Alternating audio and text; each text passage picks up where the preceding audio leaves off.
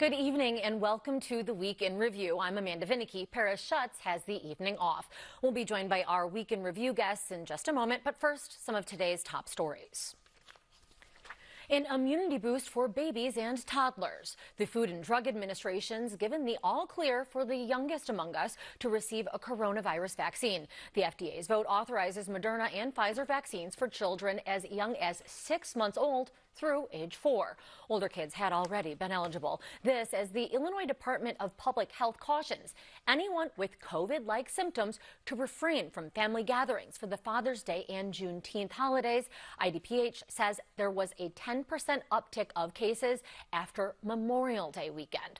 Chicago and Cook County just fell from high to medium risk of COVID transmission. Former Congressman Luis Gutierrez is back in Chicago. He's come out of retirement in Puerto Rico to lead a new national organization, Our Nation's Future. He says its mission is to modernize the immigration system. Our economic success depends on an immigration system that is as dependable as the immigrants are. Today, 9.2 million green card holders are eligible to become U.S. citizens. Think about that a moment, 9.2 million. Gutierrez says the goal is to help 1 million of these permanent residents to become naturalized citizens and therefore voters. This month marks the 10-year anniversary of the Deferred Action for Childhood Arrivals program. A federal judge has blocked DACA from expanding. Chicago's public pools won't open until July 5th, 11 days late, because there aren't enough lifeguards to staff them. Beaches, on the other hand, are open. The Park District's offering a bonus as an attempt to fill vacancies at its pools. We have more on this story on our website. Now, you may want to check cpdbeaches.com before diving in. The National Weather Service warns through tomorrow afternoon, high waves could make swimming at area Lake Michigan beaches life-threatening. And a reminder that Monday is a federal holiday in honor of Juneteenth, marking the end of slavery in the U.S. That means government offices, including state drivers' vehicles facilities, will be closed. And now to our Week in Review panel. Joining us are Joe Cahill, columnist and assistant managing editor at Crain's Chicago Business; Jeremy Gorner, State House reporter for the Chicago Tribune; Jacoby Cochran, writer, educator, and host of the CityCast Chicago podcast; also Hannah Meisel, government and politics editor for NPR Illinois. Let's get right to it. We've got 11 days until the primary, so let's start at the top of the ballot, where there is a hot contest for the GOP nomination for governor. Hannah, I'm going to go to you. We've had several polls come out. Give us a lay of the land. Is this race all but decided? Well, we, in the last week, starting with a Chicago Sun-Times WBEZ poll that came out last Friday morning, we have seen several indicating that downstate State Senator Darren Bailey has pulled far ahead of Aurora Mayor Richard Irvin.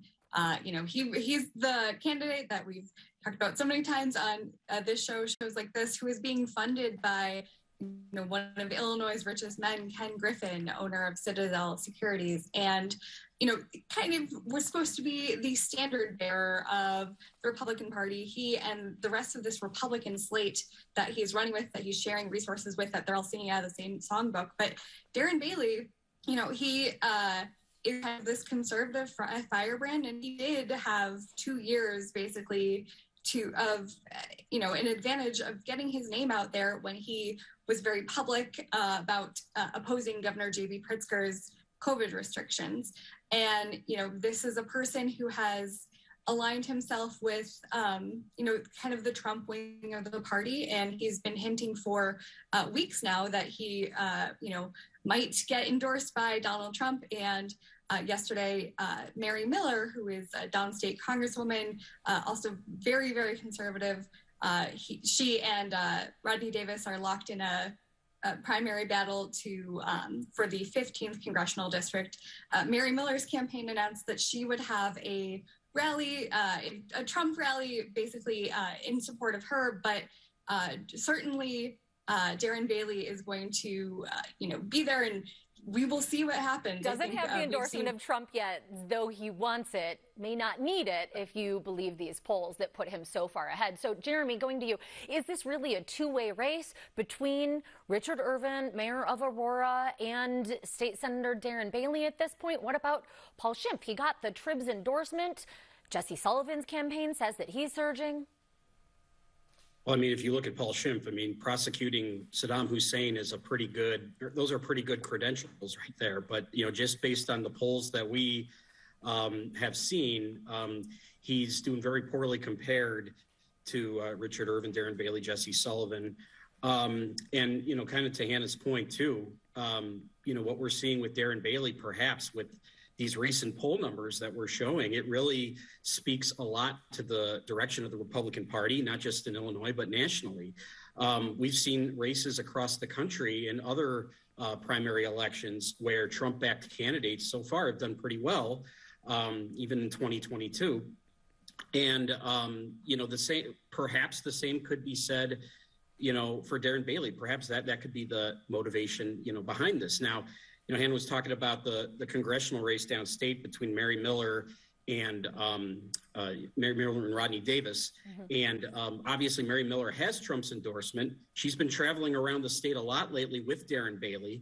You know, and, you know, so if you use that race, Miller and Davis, as a barometer, it's really kind of going to come down to who can out-Trump the other. Both are staunch supporters of Donald Trump, but, you know, Mary Miller has really criticized Rodney Davis, you know, basically branding him as a fake Republican, and Davis basically saying that she's running a basement campaign and is depending too much on this Trump endorsement. But in the end, does Darren Bailey really need an endorsement from Donald Trump? That remains to be seen. These poll numbers really, you know, with less than 2 weeks show otherwise. Yeah, and so certainly I think deep dive to be had in terms of the changing dynamics of the GOP, particularly in Illinois, where more the conservatives had been a minority within the GOP over the moderates, and it seems as if we're on the verge of that changing. Now, there's a lot of money that has been spent in this race. We've talked about endorsements. Jacoby, briefly want to go to you. When you talk to voters, what do they care about, particularly Republican ones, because that's where there's a contest? I've had a few conversations. I remember you coming on the show to help me break down GOP candidates. And when you look across Illinois, a lot of people want to see somebody really to defeat J.B. Pritzker. A lot of it is about getting Pritzker out. You know, public safety is at the top of everybody's list. You know, how are we going to do with our bills moving forward? Are we going to be supporting police and law enforcement? And in the primary, it seems that Richard Irvin has turned his face more towards the general and hasn't won the who's more conservative battle. And it's important to know that J.B. Pritzker and the DGA have put about $34 million behind Bailey in hopes of running against, as he called it, an easier candidate. But as we're seeing with the wing of the GOP moving towards the more conservative end, we'll see if that, you know, bet on reverse psychology pays off for him. So, Jacoby, as you noted, Pritzker hitting the campaign trail, but not so much in Illinois, where he seems to think that he's got a lock on the Democratic nomination with really a nominal contest there. Instead, he is going to be in New Hampshire this weekend. Oh, by the way, that's a big spot on the calendar for the presidential contest. So is he, Hannah, aiming to wrap up perhaps the presidential nomination in the future? Well, you know, this question has come up before in the last 3 years that he's been governor. You know, certainly he has the platform and he certainly has the money, and he has, you know, had a lot of things on his agenda that he could tout at a national level to attract Democratic voters. Of course, he's not saying, but, you know, the official reason for this trip is to meet with Chicago Mayor Lori Lightfoot to try to, you know, get both the convention, Democratic National Convention to Chicago in 2024, and then, you know, make Illinois that first in the nation state, because Illinois is actually the most reflective population-wise of any state in the nation. But he's also going to three other, you know, he's going to Maine and New Hampshire and Massachusetts to kind of campaign with a Democratic and one state, a Senate candidate for Democrats. So Jacoby, do we think that Pritzker? Yeah, Jacoby, do you think that Pritzker has presidential written all over him, or what? I mean, I think he's testing the waters, right? I said it to you this morning on WBEZ. Pritzker knows the game that he's playing. He's gone for easy layups. He's tried not to make enemies. He's tried to take easy points where he can, trying to get that most recent tax credit on his record. He's constantly talking about fixing Illinois' economic situation, which everyone knows is still one of the worst in the nation. He positioned himself as a leader on COVID. And then he has done well to, keep certain friends close and to keep others at arm's length. So I'm interested to see, he talks about wanting to be Illinois' governor for a while, but, with that kind of war chest behind you, having big aspirations, it don't cost too much. Yeah, having billions doesn't hurt. But Joe, let's bring you in. One potential sore spot for Governor Pritzker could be perhaps what's going on with the state's unemployment fund. We got numbers at long last in terms of the fraud that took place early in the days of COVID, and some $2 billion of 3.6 was evidently sent from the state to people making illegal claims. Tell me a little bit, is that just the price of trying to rush out unemployment benefits during a pandemic when people needed them, or is this failure? Well, there was clearly failure. The state auditor's report is pretty damning. The state didn't have controls in place. They blame the federal government for not providing them with the appropriate tools to detect identity fraud. You see what happens. The fraudsters just descended on this. It was a big pot of money that you could get by telling them that you're an out-of-work gig worker. They didn't have systems in place to prevent that. And $2 billion, that was a pretty big chunk of that pot of money. More than half, in fact. I want to move to you, Jeremy. Anything that you want to add there? You cover state government. We've been hearing Republicans harping on this IDES issue for some time. Well, I've just heard, that federal law enforcement, has obviously been looking into a lot of these cases involving unemployment insurance fraud, not just, in Illinois, but nationally.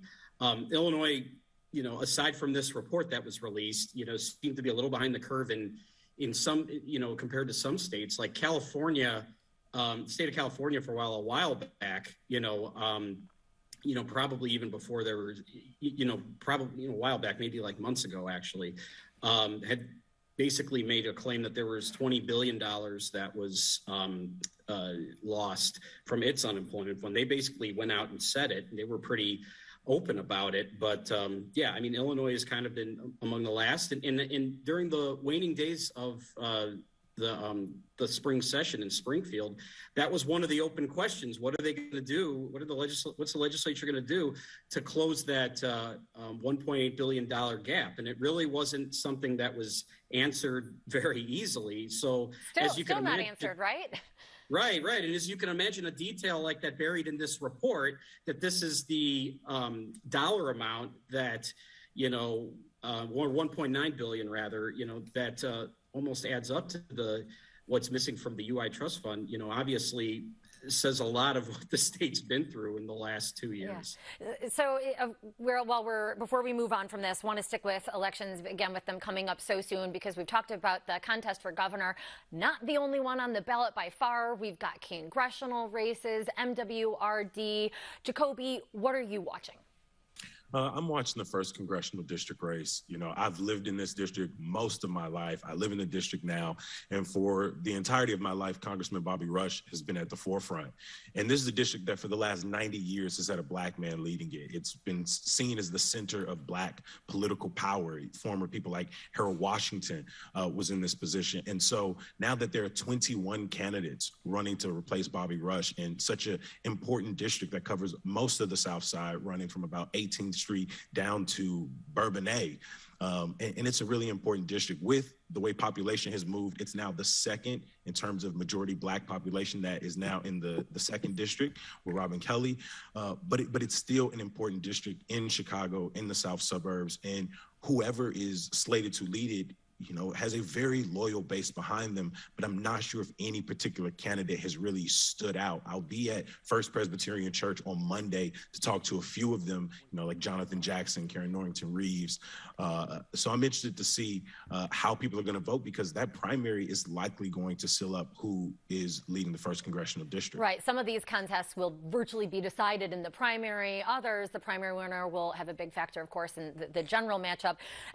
Let's go to Jeremy. You've been covering, heavily the Secretary of State's race. We, in fact, had a forum just last evening with the two Republican candidates, and then we've got a fierce contest on the Democratic side that seems to be less about issues and more mudslinging and allegations about ethical mishaps on the part of Alexi Giannoulias and Ana Valencia, who are at least tops in fundraising. So, Jeremy, what do voters need to know about the Secretary of State contest? Well, if you look at Alexi Giannoulias, he's really been out of the political game for 12 years. I mean, if you recall, he was an up-and-comer. He's the youngest state treasurer ever elected in the United States. He had the backing of Barack Obama when Obama was a U.S. senator to become treasurer. He ran for U.S. Senate, lost to Mark Kirk. Lost the Obama seat. He lost the Obama seat to Mark Kirk, exactly, right, when Obama was elected president. And, since then, he's been on a couple of boards, for the Chicago Public Library, the state community colleges, but largely he's been a private citizen. He worked for Bank of New York Mellon for 7 years. He's been a private citizen. So this is all, and he's doing all this really without any obvious support from the former president. And then you have Ana Valencia, who an up-and-comer in her own right. She's a protege of former Mayor Rahm Emanuel, became city clerk in 2017, but she's been dogged by allegations that her husband's lobbying practice has been meddling with her role as city clerk. This is obviously something that the Giannoulias campaign has really criticized her for. It's interesting, when you have forums, they're supposed to be just that. They're not supposed to be debates. But when this comes up, it turns into a debate between Valencia and Giannoulias. And so whoever wins that primary contest, we're going to be hearing about it going into the general for sure. Again, at least I'm sure whatever Republican wins will be making hay about it.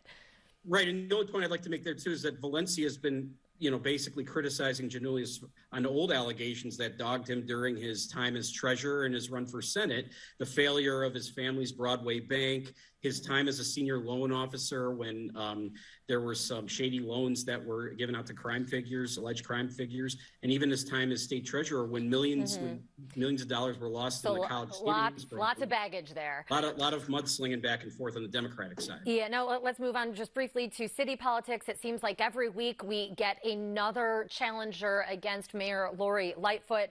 This week we've got Jamal Cole. So, Jacoby, who do you see? He's now among 7 challengers, perhaps a growing field. Who do you see as her biggest competition? Well, right now, those challengers include businessman Willie Wilson, Alderman Roderick Sawyer, State Rep Cam Buckner, Frederick Collins, former CPS CEO Paul Vallis, one of the more conservative alder people, Ray Lopez, and like you said, LaShawn Ford, a state rep, could jump in there, Sophia King, and Jamal Cole is a very visible community activist. He's about 27 years old. He had an unsuccessful run for mayor back in 2019 after Willie Wilson alleged that, his paperwork wasn't good. And it really depends on who you ask on what he's bringing. A lot of his points resonate with community members, moving away from thinking about police and incarceration, holding big banks accountable, creating more homeowners on the South Side, addressing population decline, restoring abandoned properties. But I'm concerned with all of these individuals that they don't have the backing to build a kind of coalition, right? You hear that a lot when we talk about mayoral politics in Chicago. And one thing that the mayor has going for is that she's done the job. She's the mayor, and so you got a big field. Success, right? Again, it depends who you ask. But with each of these candidates, I really see that working against them. Are they going to be able to move past their few degrees of supporters? And so another big factor that plays a role in who wins contests is the economy. And we've had some big news on that front this week, including an iconic Illinois company that is Construction machinery and equipment maker Caterpillar is going to be leaving Illinois for Texas. Here's how Governor Pritzker reacted on Wednesday when he was asked if he had done enough to keep Caterpillar's headquarters in state. Well, if we're talking about net jobs in the state, actually Caterpillar has added jobs in our state. So it is true that they are moving 240 of their personnel. Those are not manufacturing personnel, they're office personnel, to another location. But they've added hundreds of other jobs to the state. We have more than 17,400 Caterpillar employees that are working in factories and assembly plants in our state. We've added many more jobs. So, Joe, is Pritzker right that this is no biggie? He's wrong, but of course he has every reason to downplay it because it's happening on his watch. We just lost one of the companies that has been most associated with Illinois in the public mind for nearly a century. They were based in Peoria until 2017 when they moved the headquarters up to Deerfield. And they just turned around and said, we're leaving. And that is a blow to the city's corporate base. It's a blow to our reputation as a business center. When companies like Caterpillar move, it's noticed. It's noticed in Chicago, and it's noted around the world. So you're going to have CEOs of companies that are based here thinking, maybe we should do this too. Maybe we should leave Chicago. And you're going to have CEOs of companies elsewhere saying, well, I don't know if we'd want to move to Chicago. Look, Caterpillar left. And by the way, Caterpillar's move comes a little more than a month after Boeing did the same thing. Right. Another giant multinational company known around the world. When it announces a headquarters move, everybody notices. Well, and this Boeing is moving to the Northern Virginia suburbs of D.C. And Joe, there's a lot of economic uncertainty otherwise, with the Federal Reserve this week making its biggest hike in interest rates since the mid-90s. So what does that mean? Are consumers going to be particularly queasy about costs, and what does that mean for the economy? Yeah, well, I mean, anything that makes it more expensive to buy things is going to have a dampening effect on the economy. You know, you'll see it quickest in home mortgages, which have already the rate is almost doubled already. But the Fed felt like it had no choice. Inflation is running at levels not seen since the early 1980s, and it's getting worse, not better. So they felt they had to make a big move, 0.75% for 0.75 of a percentage point increase, which they haven't done since I think the early 90s. To try to get back ahead of this runaway inflation, and they're just crossing their fingers and hoping it's not going to send the economy into a recession. Well, also in Washington, we had more bombshells from that congressional committee with hearings on the January 6th attack on the Capitol. Let's hear from the former White House lawyer for Vice President Mike Pence explaining why President Trump's claim that Pence could have single-handedly overturned the election results was simply not plausible. There's just no way that the framers of the Constitution, who divided power and authority, who separated it out, who had broken away from George III and declared him to be a tyrant, there was no way that they would have put in the hands of one person the authority to determine who was going to be president of the United States. Hannah, we've got about a minute left. Is the committee making a compelling case? I mean, I think that they're doing all that they can. You know, they've spent a year gathering this, testimony. And I think, you're hearing mostly from those who are inside the Trump-Pence White House, these folks who carried out the Trump agenda. These are dyed-in-the-wool Republicans. And they're the ones who are saying, we told the former president that he, basically what he tried to the architect of the plan that he tried to make Mike Pence, basically throw out the elector votes and, send it back to the states to recertify was complete bunk. Now, whether it makes a difference in, rises to the attention of the most extreme, loyal Trump voters, I'm not sure about that, but maybe more.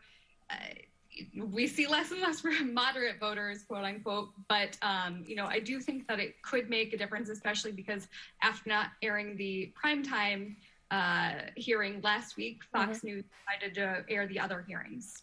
And Jacoby, we've got about 30 seconds left, so I want to get to you, talk a lot about violence in Chicago. This gun measure in D.C. appears to be stalled. So what is the issue with that? It looked like at one point that they were going to have enough people to push something through it. But the truth is, it's not enough either way. Increasing red flag laws, trying to increase background checks for younger individuals. I think the loopholes that will still exist in our gun laws are going to allow for consumers to get their hands on them easier and easier. And we're going to have to leave it at that, Jacoby. I'm sorry, because we are out of time. Thank you very much for that. That was Jacoby Cochran, also joined by Joe Cahill, Jeremy Gorner, and Hannah Meisel. We appreciate each of you for being here. That is our show for this Friday night. And be sure to join us tomorrow night at 6 for Chicago Tonight Latino Voices. Immediately after that, Chicago Tonight Black Voices, a Juneteenth special. That's at 6:30. Then we're back at 7 o'clock Monday night. Now, for the Week in Review, I'm Amanda Vinicky. Thank you for watching. Stay healthy and safe and enjoy that gorgeous weather this weekend.